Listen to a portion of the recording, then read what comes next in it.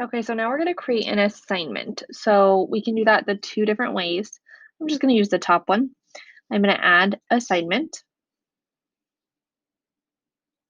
I'm going to have to name my assignment. So I'm just going to say practice assignment. And here's where my directions to my students are going to be. So I have all of these different options. First, what I'm going to do is I'm going to create a table because I think it makes it just look a lot nicer.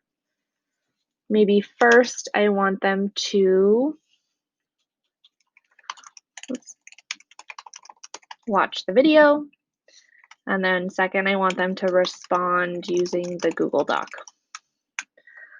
Okay, so I need to hyperlink the video. So I know, I already showed you how to do this, but I'm going to just show you one more time. So I'm going to go ahead and open a new tab and find a YouTube video. I'm just going to click on this one. Oh, no longer available. Let's do one of Kelsey and Maya's videos. Okay, so here's one that you watched earlier. So to copy the URL, I go up here, right click, copy, and then I'm going to go back to my assignments. So I highlighted that. I'm going to click the link, and I'm going to paste. And then I'm going to insert. So now it's blue, so now the kids can click on that and watch the video. I could also, if I didn't want them to open a new link, since it is a YouTube video, I'm going to keep my cursor in that same box where I want it. I could also insert content and insert a YouTube video. Now, the reason you might do it this way is if you don't want your kids to open a new tab. So doing it this way, it will actually keep it in the Schoology window, and I'll show you what that looks like. So I checkboxed this one. This is the one that I like. I'm going to import as embed. That just means that it's going to be in that same window. Now, you don't want to size this too small because then the students won't be able to see it. So just probably keep it the size that it is. And then maybe I want to give directions above it. Watch the video. And then they're going to watch it. Anytime you upload in this little box, it's going to give you this yellow with this image. Don't worry, it's still there, and we can check that when we're done. I could record. I could hit the microphone and give directions. And then I'm going to set a due date. I recommend setting due dates for everything because then it'll post in your students' updates, which will be right here, or upcoming, sorry. A category, you do have to give it a category for your gradebook. If it's something like a beginning of the year thing that you don't really want graded, you can just click ungraded and it'll just put it in the ungraded category, but you can still assign it points. What else? So you can create a rubric if you want. I can create a new rubric. Maybe I want to title it watched YouTube video. So your criteria. So this is your rubric. If you create a rubric, it's going to make your grading so much easier because all you have to do is click if they were a 4 or a 3. So maybe complete sentences is what I'm looking for. Maybe 4 is excellent.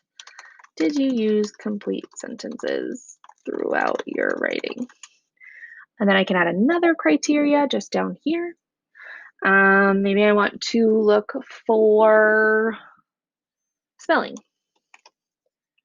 Did you use appropriate language and spell grade appropriate words correctly?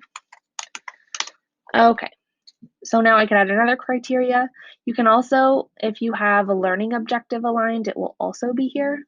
So I'm going to make this 8 points. If I wanted to, I could change these points to maybe 5, or maybe let's do 8, 6, 3, and 2. You can make them whatever you want. Create that rubric. And now that's what I titled it, so that's there.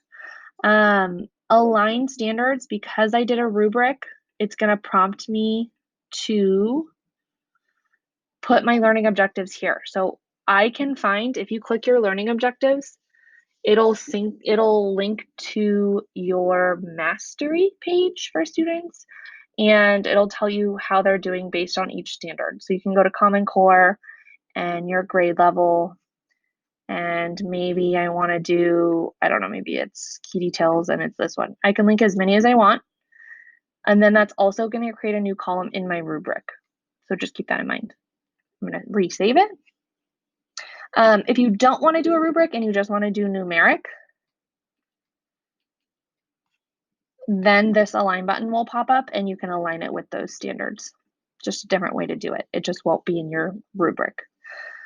I'm going to go over these one more time. So individually assign, maybe if you have a student who needs more help in one certain area. Lock assignment means you're no longer taking submissions. That box is green, so that means that I'm taking submissions.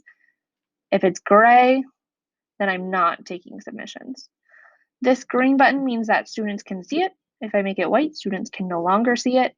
Grade statistics is so the students can see the grade statistics. Comments enabled, if it's gray, comments are disabled, and you can copy it to courses. And then I will create this.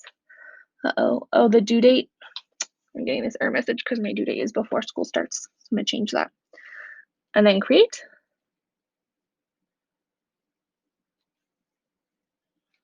So now, where's my assignment? Because I went in this way, it's all the way at the bottom. So now it kind of looks funky. I would prompt your kids to always click the name of it. And then it looks a little bit better. Here's my table. And this is what embed means. So if I click on this, it's going to play right in my Schoology window. I don't have to worry about new tabs.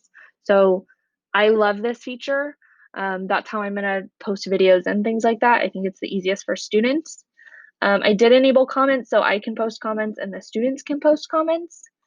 I did not attach a Google Doc, but I do want to show you what it looks like on the teacher side.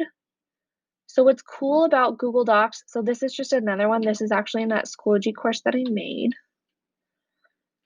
So when you attach a Google Doc, you can see everything live and the students actually work in this Schoology window, similar to how this YouTube is in the Schoology window.